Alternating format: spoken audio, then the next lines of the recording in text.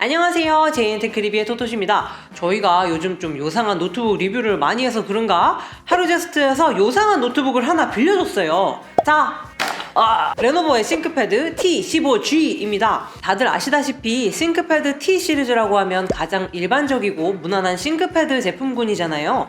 그럼 뭐 딱히 특별한 거 없는 거 아닌가 했는데 아니었어. 정말 변태스러운 요소들이 군데군데 심어져 있었는데요. 뭐 때문에 그런지 같이 알아보도록 할게요. 더 많은 자료가 필요하신 분들은 제이엔테크 리뷰의 블로그를 확인해주세요. CPU는 인텔 11세대 타이거 레이크 i7 11800H, GPU는 엔비디아 RTX 3080, 램은 8GB씩 2개 총 16GB가 달려있고요. 16:9 화면비에 FHD 15.6인치 디스플레이입니다. 이렇게 해서 얼마냐면 무려 370만원! 근데 개사장 말로는 이게 가성비 노트북이래요. 많이 놀라셨죠? 네, 저도 많이 놀랐습니다. 하지만 가성비로 느껴지는 이유가 있어요. 일단은 RTX 3080 그래픽카드가 요즘 노트북 시장에서 최상급이기도 하고요. 요 T15G에 들어간 RTX 3080의 V램이 무려 16GB라는 거. 아니 왜 그냥 일반적인 8GB를 안 넣어주고 16GB나 되는 걸 넣어줬냐. 이 제품이 고사양 워크스테이션용 노트북의 저렴이 버전이기 때문입니다. 보통 비싼 워크스테이션용 노트북에는 일반 그래픽 말고 쿼드로급 그래픽 카드를 넣어주는데요. 물론 일반 그래픽과 쿼드로급 그래픽은 여러 차이점이 있긴 하지만 가장 큰 차별점 중 하나가 바로 이 V램 용량 차이입니다. V램이 16GB면 쿼드로 그래픽 카드 중에 거의 최상급인 RTX 5000하고 똑같은 거거든요. 램 확장 슬롯이 무려 4개나 있어서 총 128GB까지 확장이 가능합니다. 사실 저 스스로 3D 그래픽 렌더링까지 노트북으로 불리는 헤비 유저라는 자부심이 있었는데요.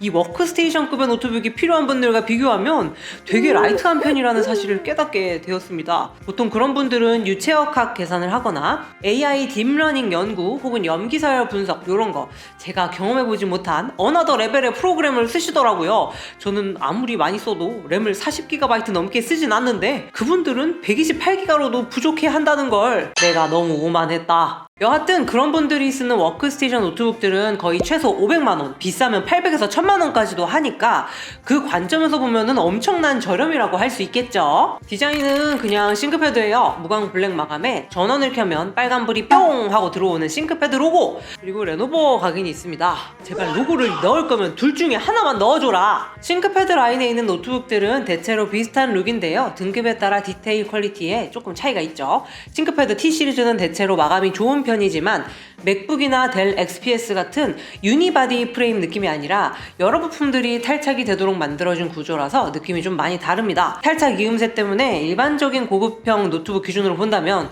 조금 덕지덕지 귀여워놓은 느낌이 좀 들 수도 있습니다. 그래도 개별 부품 수리가 편한 설계치고는 매우 마감이 깔끔하게 떨어지는 편이에요. 근데 베젤 두께 뭐냐? 아니, 전체적인 노트북 두께도 그렇고 베젤 두께도 그렇고 이 공업용 힌지 같은 구조도 그렇고 되게 러기드 노트북스러운 면모들이 많은데요. 실제로 밀스펙 810H 인증을 받아서 어느 정도 충격에 대한 내성도 있고 키보드에도 침수 지연 설계가 적용되어 있습니다. 러기드 노트북만큼의 방수 방지는 아니지만 일반적인 개인용 노트북보다는 확실히 튼튼하다. 프레임 재질도 유리 섬유 보강 강화 플라스틱이라서 촉감으로는 카본 섬유와 마그네슘의 중간적인 느낌이 나는데요. 기본적으로 탄성이 좋은 플라스틱에 약간의 강성을 추가해준 재질이라고 보시면 될 것 같습니다. 이 어마무시한 두께 때문에 엄청 무거울 거라고 생각을 했는데 강화 플라스틱 재질이라서 생각보다는 가벼워요. 본체만 약 2.8kg. 보기보다는 가볍다는 거지 진짜로 가볍다는 얘기는 아니에요. 이 정도면 거의 17인치 게이밍 노트북 무게긴 하네. 배터리 효율 모드로 충전기 없이 가벼운 작업만 한다면 5시간 조금 넘게 버텨주는데요. 어차피 워크스테이션용이기 때문에 기본적으로 들고 다니면서 쓰라고 만든 노트북은 아닙니다. 아니 가격도 비싸고 휴대성도 안 좋으면 데스크탑을 사지 하고 생각하시겠지만 이런 고사양 워크스테이션급의 컴퓨터를 옮겨 다니면서 써야 되는 직종도 가끔 있다고 합니다. 세상은 넓고 노트북이 필요한 곳은 많다. 충전기는 230W짜리예요. 여기서부터 슬슬 걱정이 되기 시작하죠. RTX 3080 그래픽카드에 타이거 레이크 H급 CPU가 들어가 있으면 요 230W로는 부족할 텐데, 근데도 요만한 게 들어가 있다는 얘기는 들어간 부품 스펙에 비해 전력을 적게 소모한다. 전력을 적게 소모한다는 얘기는 부품의 제 성능을 100% 내주지는 못한다. 요 제 예측이 맞는지는 뒤에 성능 부분에서 다시 보도록 합시다. 구독과 좋아요 올해 싱크패드 키보드들이 전반적으로 너프를 먹어서 욕을 많이 먹고 있잖아요. 근데 이 제품은 다행히 기존 키보드를 그대로 달아줘서 키감이 매우 좋습니다. 사실 저는 원래 싱크패드 노트북을 많이 쓰던 사람이 아니라서 너프된 키보드도 나쁘지 않다고 생각을 했었거든요. 근데 진짜 기존 키보드를 써보니까 왜 욕먹는지도 알겠어요. 깊이감이나 구분감 이런 게 되게 기분이 좋긴 하네. 타건 소음이 조용한 편은 아니고 구름타법을 쓰기에는 키감이 좀 무거워서 취향을 탈 수가 있다. 근데 나는 나도 그 코.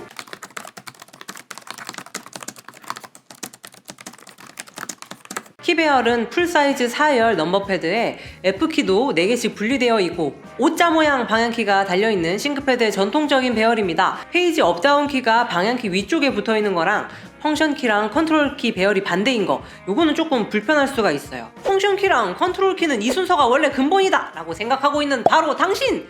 90년대부터 노트북을 써온 싱크패드 매니아셨군요. 싱크패드 매니아라면 띵크 원서주기율표 스티커로 턱력을 뽐내보세요. 오덕십덕 띵크 스티커를 구매하시려면 네이버에 고사리웍스를 검색하세요. 이 펑션키 컨트롤키 순서가 불편하신 분들은 내장 소프트웨어로 기능을 변경하실 수가 있으니까 편하신 걸로 사용하시면 되겠습니다. 대부분의 싱크패드 노트북이 그렇듯이 이 빨간 트랙 포인트를 위한 전용 클릭 버튼 때문에 트랙패드 면적이 조금 좁은 편이에요. 유리 코팅이 되어 있는 고급스러운 트랙패드는 아니지만 인식률이나 감도에는 문제가 없어요. 싱크패드의 트레이드 마크 이 빨콩은 잘 쓰시는 분들은 되게 좋아하시더라고요. 근데 저는 이런 포인트에 익숙하지가 않아서 잘 안 쓰는데 또 이게 없으면 싱크패드 안 갖고 그러잖아요. 그래서 독특한 디자인 요소로 느껴지기도 합니다. 디스플레이는 세격이 sRGB 98%짜리인데다가 최대 밝기도 500니트급이라 꽤 좋은 패널인데 해상도가 FHD인 게 좀 아쉽더라고요. 안 그래도 베젤이 두꺼워서 연식이 꽤 된 노트북 같은데 해상도까지 FHD니까 더 올드한 느낌이 납니다. 근데 이 제품은 옵션 선택을 다양하게 할 수가 있거든요. 화면 출력 퀄리티가 높아야 하는 작업을 하시는 분들이라면 4K 디스플레이 옵션으로 변경해서 구매를 하시면 될 것 같습니다. 물론 더 비싸겠지만 주사율이 60Hz이지만 어차피 이거는 워크스테이션용 노트북이니까 딱히 단점으로 느껴지진 않는 것 같아요. 다만 어쨌든 작업용인 건데 화면비가 16:12 아닌 거는 좀 많이 아쉽습니다. 아래쪽 베젤도 많이 남는데 이쪽까지 채워줬으면 좋지 않았을까. 키보드 위쪽으로는 사운드가 뿜뿜 나올 것 같이 생긴 타공이 많이 뚫려 있는데요. 가까이서 보면 진짜 소리가 나오는 구멍은 몇 개 안 돼요. 상단 지향성 스피커는 음질이 꽤 좋게 들리는 편이라서 기대를 했었는데 아니었어. 그냥 평범한 음질이라는 거.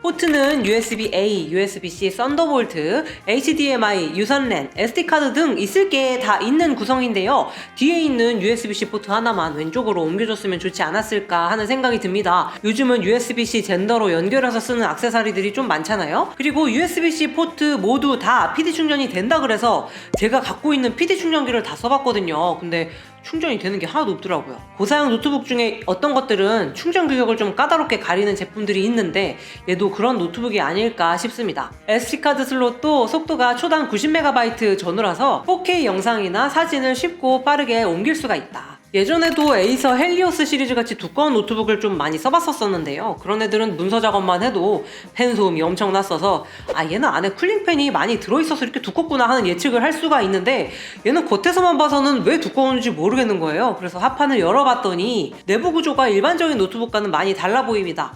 램 슬롯이 일단 4개인데 2개는 요 밑에 있는 합판만 열면은 교체를 할 수가 있고 나머지 2개는 반대쪽에 붙어 있어서 키보드를 드러내야 램을 추가로 4개까지 끼울 수가 있습니다. 거기다가 GPU가 메인보드에 칩처럼 붙어 있는 게 아니고 기판 형태로 메인보드에 있는 PCIe 슬롯에 꽂혀 있는 형태예요. 일반적인 RTX 3080 그래픽카드에 비해 V램이 높은 걸 달아줘야 돼서 조금 다른 모양인 건가? 하여튼 이론상 노트북에 내장된 그래픽 PCB를 제거하고 PCIe 연장 케이블로 다른 데스크탑 GPU를 인식시킬 수 있지 않을까 하는 망상을 조금 해봤습니다. 내부 구조가 신박한 것에 비해 쿨링 구조는 좀 별로입니다. 나름 사면 배기로 뚫려있긴 하지만 CPU 쪽에 히트파이프가 1개밖에 안 달려있고요.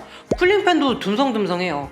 워크스테이션은 CPU 성능이 특히 중요한데 이래가지고 과연 전력을 충분히 먹일 수 있을지, 그래서 제일 먼저 전력 설정이 어떻게 되어 있는지 측정을 해봤어요. 예상한 대로 CPU의 설계 전력이 워크스테이션용 노트북에 기대하는 수준보다는 낮은 편입니다. 이 정도 체급이면 CPU에만 65W 이상은 넣어줬어야 되지 않나. CPU에 전력을 많이 넣어주지도 않는 상황에서도 코어 온도가 90도를 넘는 걸 보면 쿨링 설계가 확실히 아쉽긴 한 것 같아요. GPU에는 전력을 110W 밖에 넣어주지 않는데 이 제품의 그래픽카드가 RTX 3080인 거를 감안하면 이것 역시 기대하는 수준보다는 낮은 편입니다. RTX 3060 그래픽카드가 달려있는 게이밍 노트북도 GPU에만 130W를 먹이는 경우가 많잖아요. 하지만 뭐 워크스테이션급 작업을 할 때는 TGP가 높아서 성능을 쥐어 짜내는 것보다는 쿠다 코어 개수나 VRAM 용량 같은 하드웨어적인 요소들이 더 중요하니까 오히려 TGP가 낮은 거는 이해 가능한 수준인데요. CPU는 조금 그래요. 그렇다고 해서 막 제 성능을 못 내는 수준 아니에요. 동일한 CPU가 들어있는 다른 노트북과 비교하면 크게 차이가 나지는 않으니까 사실상 사용자가 낮은 전력으로 인한 성능 차이를 크게 체감할 정도는 아니거든요. 근데 더 가벼운 노트북도 CPU 전력이 65W 이상인 경우도 많은데 얘의 체급을 생각하면 조금 아쉬운 게 아닌가. 특히 워크스테이션은 CPU 성능이 더 중요한데 말이죠. 그리고 보통 워크스테이션 노트북에 사용되는 쿼드로 그래픽은 VRAM이 높다는 것 외에도 오픈GL하고 오픈CL과의 호환성이 좋다는 장점이 있는데요. 이 노트북은 쿼드로 그래픽이 아니라 일반 RTX 그래픽에 VRAM을 더 박아준 구조잖아요. 그러다 보니까 VRAM만 높고 오픈GL하고 오픈CL 호환성은 쿼드로만큼은 아니에요. 그런데다 TGP도 낮은 편이라 약간 어중간한 느낌이 들 수도 있습니다. 일반적인 그래픽 벤치마크 점수만 놓고 보자면 TGP 130W에 RTX 3070이 달린 어로스 15P 모델보다 점수가 낮게 측정이 됩니다. 그러니까 싱크패드 T15G의 RTX 3080은 깡성능보다는 높은 VRAM과 쿠다 코어 구성이 필요한 극소수의 사용자를 위한 노트북이라고 보는 게 맞겠죠? 이런 걸 보면 딱 가성비 워크스테이션 노트북답게 VRAM 용량은 워크스테이션 프로그램을 구동할 수 있을 정도로 딱 맞추고 성능 자체는 쿼드로보다 낮게 맞춘 게 아닌가. 워크스테이션용 평가용 벤치마크 점수를 지금 띄워드릴 텐데요. 쿼드로 RTX 5000 맥스 Q 그래픽이 달려있는 에이서 컨셉 D7 프로랑 점수를 비교하시면 사용 목적에 적합할지 대략 감을 잡으실 수가 있을 것 같습니다. 대략 CPU 성능보다는 GPU 성능이 중요하고 높은 VRAM이 필요하고 단순 병렬 연산이 많은 작업에 유리하다.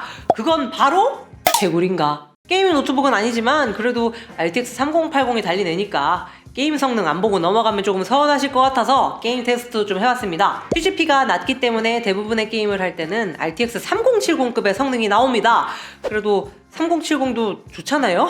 사이버펑크 같은 트리플 A 게임도 옵션 타협 없이 쾌적하게 돌아갑니다. 근데 3080이 들어간 데다가 가격이 370만원인데 게이밍 성능이 이렇다는 거는 조금 아쉽긴 하죠. 그러니까 이 노트북은 게임하려고 사시면 절대로 안 됩니다. 쿨링 설계가 좋지 않은 이유 중에 하나가 팬 날개가 듬성듬성한 거였었잖아요. 이렇게 팬이 허술하게 생기면 대체로 팬 소음이 좀 시끄럽더라고요. 아무래도 풍량이 적은 만큼 팬이 더 빨리 돌아야 되니까. 물론 배터리 효율 모드에서 문서 작업 정도만 하실 때는 크게 들리진 않아요. 도서관에 가져가야 할 일이 있으시다면 배터리 효율 모드로 쓰시면 된다. 코어 온도를 생각하면은 열이 아마 상당할 텐데 노트북이 두꺼워서 키보드 표면 온도는 높게 안 느껴지더라고요. 노트북이 두꺼우니까 또 이런 장점이 있네. 아마 저희 같은 일반 소비자한테는 필요 없는 물건이고 대체 이 비싼 걸 어디다 쓰나 하는 생각이 들긴 하죠. 그치만 휴대가 가능한 하이엔드 워크스테이션이 필요한데 500만원 이상은 좀 너무 비싸다 하시는 분들에게는 가성비로 느껴지는 제품일 것 같습니다. 하지만 언제나 그렇듯 가성비 모델은 좀 어딘가 모자란 부분이 있죠. 쿼드로 그래픽이 달린 정석적인 워크스테이션 노트북보다는 성능이 조금 떨어지는 편이라는 거를 꼭 기억해 주셔야 될 것 같아요. 구매를 고려하고 계신 분이 있으시다면 저희가 올려드린 벤치마크 자료를 꼭 보시고 대략의 성능을 가늠해 보시는 것도 좋을 것 같습니다. 그럼 오늘 리뷰는 여기까지. 다음에 봐요. 이 워크스테이션의 세계는 사실 나는 못 겪어봐서 이 어떤 직종의 사람들이 이런 걸 쓸라나? 뭐 기후 예측 같은 거, 그러니까 기상청 같은데 유체역학 계산에도 쓰이니까 뭐 시추 현장에서도 쓰일 것 같고 AI 관련 딥러닝 개발? 그 정도이지 않을까?